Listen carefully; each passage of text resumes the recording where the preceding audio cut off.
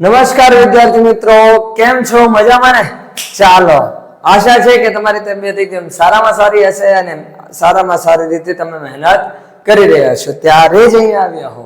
બરાબર વિદ્યાર્થી મિત્રો, આપણે જે મેઇન પોઈન્ટ સ્ટાર્ટ કરીએ એના પહેલા આપણે જરાક આ કોર્સ વિશે માહિતી મેળવી લઈએ. નવા વિદ્યાર્થીઓ છે એને ખબર નહીં હોય કે આ કોર્સ શું છે, તો આ શોર્ટ ઓવરવ્યુ છે. વધારે ડિટેલ તમારે જોવી હોય તો નીચે આપણે ડિસ્ક્રિપ્શનમાં ગ્રુપની અંદર ડિસ્ક્રિપ્શનની અંદર આપણે વિડીયોની લિંક આપેલી છે અને ગ્રુપની પણ લિંક આપેલી છે, જેમાં તમે જોઈન ફટાફટ થઈ જજો. બરાબર, તો સૌથી પહેલા સ્ટાન્ડર્ડ 9 એટલે કે અથર્વ બેચ અને સ્ટાન્ડર્ડ 10 એટલે કે અગત્ય બેચ આ ઓલરેડી શરૂ થઈ ચૂક્યા છે. ક્યાં? તો કે એજ્યુકી ધ ઈ એજ્યુકેશન હબ પર, જ્યાં હું સુશીલ કલસરિયા આપ સૌ વિદ્યાર્થી મિત્રોનું હાર્દિક સ્વાગત કરું છું. તો ચાલો હવે મુખ્ય વાત પર આવીએ. તો સર આપણે ત્યાં સબ્જેક્ટ વાઇઝ પ્લેલિસ્ટ બની ચૂકી છે? હા, ઓલરેડી બની ગઈ છે ભાઈ. તમારે સીધો સબ્જેક્ટ સિલેક્ટ કરો અને પ્લેલિસ્ટ સિલેક્ટ કરો ધોરણ વાઇઝ, એટલે બધું ડાયરેક્ટ એની અંદર હશે. બરાબર, કયા કયા સબ્જેક્ટ? તો કે ગણિત, વિજ્ઞાન, ઇંગ્લિશ અને સમાજ. YouTube પર જ છે એટલે તમારે ઈઝી ટુ યુઝ છે. બરાબર, આપણે નેટ તો ઓલરેડી બધા પુરાવે છે, નહીં હોય તો પછી વાઈફાઈ તો ભાઈ ઢગલા 100 Mbps ની સ્પીડ ફેંકતું હશે. ચાલો, નથી તો કઈ વાંધો નથી, સમય થોડો ક્વિક છે, બધું રેડી થઈ જશે. ચાલો, ઇન્સ્ટાગ્રામ, વોટ્સઅપ, ટેલિગ્રામ અને ફેસબુક આ ચારની લિંક આપણે નીચે ડિસ્ક્રિપ્શનમાં આપેલી છે. સર અમને બીજું મળશે શું? શું મળશે? હા, આટલું બધું મળશે. જો આટલું બધું મળશે તમને. બરાબર, ડેઈલી વિડીયો અપલોડ થશે, વિષય પ્રમાણે અનુભવી શિક્ષકો ભણાવશે, વિષયના ટોપિક પ્રમાણે તમને આ વિડીયો મળશે, ટોપિકની સમજૂતીની પીડીએફ મળી જશે, લાઈવ વિડીયો દ્વારા સમજૂતી આવશે, વિષયના ટોપિકના મટીરિયલ્સ મળશે, પ્રશ્નપત્રો સોલ્વ કરવા માટે આપણે અહીંયાથી આપીશું અને પછી આપણે પાછા સોલ્વ કરાવીશું, એનું સોલ્યુશન મળશે, ટોપિકની ચર્ચાઓ પણ થશે અને બીજું પણ ઘણું બધું મળશે. બીજું પણ ઘણું બધું મતલબ સર કેટલું શું આવશે? તો કે બીજું પણ ઘણું બધું મતલબ સરપ્રાઈઝ છે. અત્યારે થોડો કહું હું યાર, તમે લોકો ચાલો. બરાબર, હવે આજે આપણે તમે અને હું તમને ભણાવીશ, તમે શીખશો ડાયરેક્ટ ઇનડાયરેક્ટ સ્પીચ એટલે કે રિપોર્ટેડ સ્પીચ નો પાર્ટ નંબર 3. જો હજી સુધી પાર્ટ નંબર 1, 2 પણ એની પણ પહેલા જો કાળ આપણે પહેલા જ શરૂ કરી, પહેલા કાળ પછી ઇનડાયરેક્ટ સ્પીચ નો પાર્ટ 1 પછી પાર્ટ 2 નથી જોયા તો નીચે પ્લેલિસ્ટ આપણે ઇંગ્લિશ ગ્રામરના નામથી આપેલી છે, લિંક છે, જો એની મદદથી તમે જોઈ શકો છો. બરાબર, એ વિડીયોઝ જરૂર જોઈ લેજો, કારણ કે જો કાળ સમજ નહીં પડે, કાળ ઓળખતા નહીં આવડે તો આનો કોઈ અર્થ રહેશે નહીં. મતલબ આ તમને ખબર પડશે નહીં, કારણ કે કાળ સમજી લેશો તો તમારા માટે થોડુંક ઈઝી થઈ જશે. બરાબર, ચાલો હવે સ્ટાર્ટ કરીએ.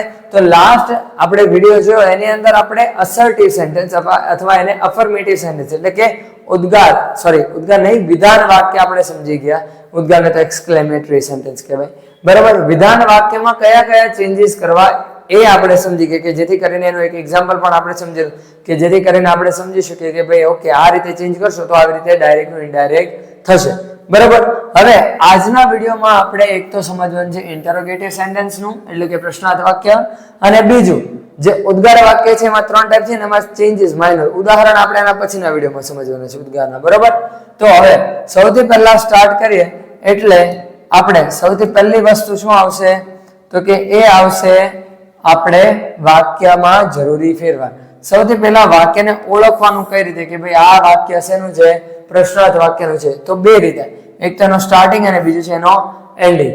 જ્યારે સ્ટાર્ટિંગ હોય ને ત્યારે હંમેશા યાદ રાખવાનું કે જો વાક્યની શરૂઆત મતલબ જો સવાલની શરૂઆત, જો વાક્યની શરૂઆત WH વર્ડ અથવા તો હેલ્પિંગ વર્બ. હેલ્પિંગ વર્બ કયા કહેવાય? તો કે do, does, did, will, shall. Will shall તો આમાં નહીં આવે, એનો આખો કોષ્ટક છે, આપણે સમજાવી દીધું. ઓક્સિલરી વર્બમાં વિલ અથવા શેલ હોય તો એનું વુડ કરવાનું. બરાબર, આ પ્રમાણે પછી am is, are, was, were, have, has, had આ બધાનો ઉપયોગ થયેલો ને હેલ્પિંગ વર્બ. આનાથી જો વાક્ય શરૂ તો થાય આ બધાથી તો એ હેલ્પિંગ વર્બ કહેવાય. તો એ શું કહેવાય છે? પ્રશ્નાર્થ વાક્ય. પણ જો એના અંત છે હજી એક રીતે તમે ઓળખી શકો અને એ છે એનું પ્રશ્નાર્થ વાક્ય. જો વાક્યના અંતે ક્યાં અંતમાં પ્રશ્નાર્થ ચિહ્ન એટલે કે ક્વેશ્ચન માર્ક હોય તો સમજી જવાનું આ બંને વસ્તુ હોય એટલે સમજી જવાનું કે શું આવશે પ્રશ્નાર્થ વાક્ય છે. બરાબર, હવે સર ઓળખી તો લીધું, હવે તો કે હવે જો વાક્યમાં સ્પીકર અને લિસનર કોઈ પણ પ્રકારનું વાક્ય હોય ડાયરેક્ટ ટુ ઇનડાયરેક્ટ કરો એટલે હંમેશા યાદ રાખવાનું એ કોઈ પણ દિવસ બોલનાર અને સાંભળનારમાં કોઈ પણ પ્રકારે ફેરફાર કરવામાં આવતો નથી. મતલબ એના સાથે ચાળા નથી લેવાના ભાઈ, એના સાથે ચાળા, એની સાથે રમવા જશે ને તમારા માર્ક સાથે રમીને વહી જાય, બરાબર, એકાદ માર્ક્સ કટ પણ કરાવી નાખે એવું પણ બને. એટલે એ બંનેને હેરાન કરવાના નથી, એને જેમ છે એમ નામ જ રહેવા દો. ચાલો હવે એની પછી તો આ સ્પીકર અને લિસનર હોય ને એની વચ્ચે શું આવે? રિપોર્ટિંગ વર્બ આવે. આપણે આ જો યાદ કરો વિધાન વાક્યમાં મેં તમને કીધું હતું ભાઈ આ ને રીના અને ઓમ આઈ થિંક નામ હતું, બરોબર. તો એ રીના અને રાજની વચ્ચે જે સેડ ટુ હતું ને, સેડ ટુ, સેઝ, આ બધા શું કહેવાય? રિપોર્ટિંગ વર્બ કહેવાય કે જે કયા અર્થમાં શું કરે છે ને એવું કહેવામાં આવે છે, બરાબર. તો એના સુધારો કરીને આપણે શું કરવાનું છે? એનું આસ્ડ કરવાનું છે. શું કરવાનું છે? આસ્ડ કરવાનું છે. પછી તો કે કન્જક્શન તરીકે, જો હંમેશા યાદ રાખજો, જો આ પ્રશ્નાર્થ વાક્યની શરૂઆત WH વર્ડથી થઈ હોય ને, બરાબર, તો એનો એ WH વર્ડ આપણો શું બની જાય? કન્જક્શન બની જાય. પણ જો પ્રશ્નાર્થ વાક્યની શરૂઆત હેલ્પિંગ વર્બથી થાય તો એમાં કન્જક્શન તરીકે આપણે ઇફ અથવા વેધરનો ઉપયોગ કરવો પડે, બરાબર. હવે આ બેમાંથી બંને સેમ જ છે, આ બંને તમે આ વાપરો કે આ વાપરો, બંને બોથ આર સેમ, એમાં કોઈ ફરક પડતો નથી. પણ હા, આ અને આ બંને આમ કેવા છે? બે અલગ અલગ પાર્ટમાં વેચાયેલા છે. હવે કાળમાં ફેરફાર કરવો પડે તો કે હા કરવો પડે. સર્વનામમાં ફેરફાર એ પણ કરવો પડે. વાક્યનો પ્રકાર બદલવાનો, હા બદલવાનો. બદલીને કેવો કરવાનો? અસર્ટિવ. અસર્ટિવ એટલે શું થશે? વિધાન. કે કેવો બનાવી નાખવાનું વાક્યને? પ્રશ્નાર્થમાંથી વિધાન બનાવવાનું. કેવું બનાવવાનું? વિધાન બનાવવાનું. ઓકે, ચાલો હવે એના આપણે એક્ઝામ્પલ લઈએ, બરાબર. પણ એક્ઝામ્પલ લેતા પહેલા આપણે એ સમજવું પડશે કે સર પ્રશ્નાર્થ વાક્યો હોય કેટલા પ્રકારના. જો તમે કોઈ પણ સવાલ બોલો છો ને, કોઈ પણ સવાલ પૂછો છો, બરાબર, એટલે બે પ્રકારના પ્રશ્નાર્થ વાક્ય હોય. કેટલા ટાઈપ્સ ઓફ ક્વેશ્ચન્સ, મતલબ પ્રશ્નાર્થ વાક્યના કુલ કેટલા પ્રકાર છે? બે પ્રકાર હોય છે. કયા કયા બે પ્રકાર? એક છે WH ક્વેશ્ચન કે જેને સ્ટાર્ટિંગ WH વાળા શબ્દોથી થતું હોય છે, જેમ કે who, whose, whom, what, આ વગેરે જેટલા પણ WH ફેમિલીમાં આવે એનાથી. બીજું છે ઇન્વર્ઝન ક્વેશ્ચન્સ. ઇન્વર્ઝન ક્વેશ્ચન્સ મતલબ શું થશે? ઇન્વર્ઝન ક્વેશ્ચન્સ મતલબ એવા ક્વેશ્ચન્સ કે જે હેલ્પિંગ વર્બથી સ્ટાર્ટ થતા હોય, જેમ હેલ્પિંગ વર્બ મેં હમણાં કીધા, મતલબ એને ઉલટ પ્રશ્ન કહેવાય ગુજરાતીમાં. શું કહેવાય? ઉલટ પ્રશ્નો, બરાબર. જો ઉલટ પ્રશ્નો હોય આ બે પ્રકારના. હવે આ જે WH ક્વેશ્ચન હોય ને એનો આન્સર તમે ટૂંકમાં ના આપી શકો, પણ જ્યાં ઇન્વર્ઝન એટલે કે ઉલટ પ્રશ્નો હોય જેનું સ્ટાર્ટિંગ હેલ્પિંગ વર્બથી થાય છે એવા પ્રશ્નોનો જવાબ તમે કેવો ટૂંકમાં આપી શકો, મતલબ હા અથવા ના આપો એટલે એનો પૂરો જવાબ આવી જાય. પણ WH થી સ્ટાર્ટ થતા ક્વેશ્ચન્સનો એમ આન્સર આવતો નથી, બરાબર. તો અહીંયા પહેલા શું આવશે? જેમ કે હું એક્ઝામ્પલ લખું, બરાબર. What is going on? કે અહીંયા શું થઈ રહ્યું? તો જો આનો જવાબ હું હા કે નામાં આપી શકું નહીં. આ પહેલો ટાઈપ કે જેનો જવાબ તમારે હા કે આમાં આપી શકો નહીં. તો ભાઈ આનો આન્સર મારે આપવો તો ડિટેલ આવવું પડે. અમે વિડીયો જોઈ રહ્યા છીએ, સર ભણાવી રહી, આ ડિટેલ્ડ આન્સર થયા, બરાબર. હા કે ના શોર્ટમાં પતે નહીં. પણ હવે માની લો કે હું ઉલટ પ્રશ્ન લઉં, બરાબર. આર યુ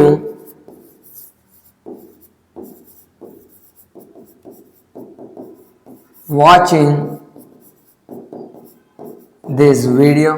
કે શું તમે આ વિડીયો જોઈ રહ્યા છો? જો આર હેલ્પિંગ વર્બથી સ્ટાર્ટ થયો ને તો આનો જવાબ હું હા કે ના શોર્ટમાં આપી શકું. આ બે પ્રકારના શું હોય છે? પ્રશ્નો હોય છે. હવે જરાક એ બંને પ્રકારના પ્રશ્નોનો આપણે શું લઈએ? એક ઉદાહરણ લઈએ, બરાબર. આ ડાયરેક્ટ સ્પીચ છે, આપણે કેવું લઈશું? Indirect speech. ઓકે, હવે આને થોડુંક આપણે ઇંકને પતલી કરી નાખીએ અને કેવો કલર થોડોક ચેન્જ કરી નાખીએ એટલે આપણને આન્સર વ્યવસ્થિત સમજાય, બરાબર. હવે જો મેં તમને કીધું એ પ્રમાણે આપણે સ્પીકર અને લિસનર બેમાં કોઈ ચેન્જ કરવાનો નથી, મતલબ એઝ ઇટ ઇઝ રહેશે. તો અહીંયા રાજેશ અને ઓમ, બરાબર, બંને કેવા રહેશે? સેમ. પણ વાક્ય કેવું છે? જો WH વર્ડથી સ્ટાર્ટ થાય છે ને અંતે નવ પ્રશ્નાર્થ ચિહ્ન થયા છે, મતલબ પ્રશ્નાર્થ વાક્ય છે. પ્રશ્નાર્થ વાક્ય હોય એટલે આપણે અહીંયા જો કીધું કે પ્રશ્નાર્થ વાક્ય હોય એટલે રિપોર્ટિંગ વર્બ તરીકે શું આવશે? આસ્ક્ડ, બરાબર. એટલે અહીંયા આપણે લખવાનું છે રાજેશ asked Om. તો એ સાંભળનાર છે, એમાં કોઈ ચેન્જ નહીં આવે એટલે રાજેશ asked Om. હવે કન્જક્શન તરીકે આપણે કયું વાપરવાનું કીધું છે? જો શું કીધું છે? WH વર્ડ પોતે અથવા તો શું આવશે કન્જક્શન તરીકે if અથવા whether. હવે વાક્યની શરૂઆત શેનાથી થાય છે જો શેનાથી WH વર્ડ છે તો WH વર્ડ આપણો શું બની જશે કન્જક્શન મતલબ where. હવે વાક્યનો કાળ ઓળખો જો આમાં વાક્યને આપણે કેવું કાળ પણ ચેન્જ કરવાનો સર્વનામ પણ ચેન્જ કરવાનું વાક્યનો પ્રકાર પણ બદલવાનો મતલબ એને પ્રશ્નાર્થમાંથી વિધાન બનાવવાનું. હવે પ્રશ્નાર્થમાંથી વિધાન બનાવો તો પ્રશ્નાર્થ વાક્યમાં અને વિધાન વાક્યમાં એક ફરક હોય કે પ્રશ્નાર્થ વાક્યમાં પહેલા શું હોય હેલ્પિંગ વર્બ હોય પછી સબ્જેક્ટ હોય જ્યારે વિધાન વાક્યની અંદર શું હોય પહેલા સબ્જેક્ટ અને પછી હેલ્પિંગ વર્બ. પણ આપણે કાળ પણ સાથે બદલવાનું છે ને અને સર્વનામ પણ બદલવાનું છે એક સાથે ત્રણ વસ્તુ કરવાની. હવે આ ડીડ મતલબ કયો કાળ થયો સિમ્પલ પાસ્ટ તો શેમાં લઈ જવાનો પાસ્ટ પરફેક્ટ મતલબ હેડ. ચાલો તમને એક તો ચેન્જ થઈ ગયું. હવે આ યુ શબ્દ કોના માટે વપરાનો છે તો કે રાજેશ સોરી એ આવશે આ રાજેશ છે રેજેશ નહીં રાજેશ કોના માટે આ રાજેશ વાક્ય બોલે ને મતલબ આ કોના માટે વાપરે છે ઓમ માટે. ઓમ શું છે એક છોકરો છે બરાબર છોકરો મતલબ આ કયા સ્થાને છે કર્તાના સ્થાને છે ને કારણ કે પહેલા હેલ્પિંગ વર્બ પછી કર્તા તો આ માય એ શું થયો આપણો સંબંધક થયો ને બરાબર. હવે અહીંયા આ યુ આવ્યો તો યુ કોના માટે ઓમ માટે વપરાય છે અને ઓમ એક પુરુષ છે પુરુષ માટે શું વપરાશે હી વેર હી. હવે ડીડ છે તો એનું શું થશે હેડ. આ બંનેનું સ્થાન બદલે ને આ બંનેને ચેન્જ કરે જે ચેન્જ આવતો હોય પછી શું કરી નાખવાના સ્થાન બદલી નાખવાના બરાબર થઈ ગયું. એટલે હી હેડ હવે હેડ ની સાથે શું વપરાય V3 તો પુટ નું V3 પુટ જ રહે હી હેડ પુટ. હવે આ માય શબ્દ છે કોણ વાપરે છે રાજેશ પોતા માટે અને રાજેશ એક પુરુષ છે તો જો સર્વનામ માં ફેરફાર તમે લખેલા હશે બરાબર પેલું કોષ્ટક PDF તમને મળી જશે. હવે એની અંદર માય વાળી લાઈનમાં પુરુષ માટે શું વપરાય તો કે હીઝ વપરાય સંબંધ દર્શાવવાનો છે ને વસ્તુ સાથે તો હીઝ પેન. જો વાક્ય શું હતું Rajesh said to Om where did you put my pen કે રાજેશ ઓમને કહેતો હતો કે તે મારી પેન ક્યાં મૂકી. હવે જવાબ શું બન્યો Rajesh asked Om where he had put his pen કે રાજેશ કોને ઓમને સવાલ પૂછતો હતો કે તેણે તેની પેન ક્યાં મૂકી છે. જો શબ્દ વાક્ય બધું બદલી ગયું બરાબર. હવે તો કે હવે આપણે શું આવશે હવે આવશે ડાયરેક્ટ સ્પીચ નો આપણે જે બીજો પ્રકારનો છે ને કે જે હેલ્પિંગ વર્બ થી સ્ટાર્ટ થાય છે એ વાક્ય કે ભાઈ ડાયરેક્ટ સ્પીચમાં શું કહે છે તો કે ભાઈ અહીંયા શું છે ધ ડોક્ટર સેડ ટુ ઓમ. હવે સેડ ટુ છે ત્યાં ચેન્જીસ આવશે ડોક્ટર અને ઓમ માં કોઈ ચેન્જ આવવાના નથી. તો ઇનડાયરેક્ટ સ્પીચ નું કરીએ તો શું આવશે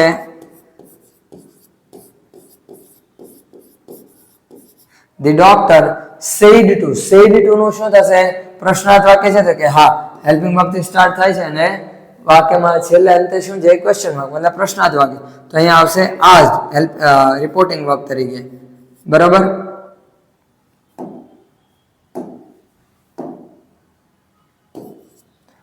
asked પછી હવે ઓમ તો એ આપણો સાંભળનાર છે એમાં કોઈ ચેન્જ નહીં.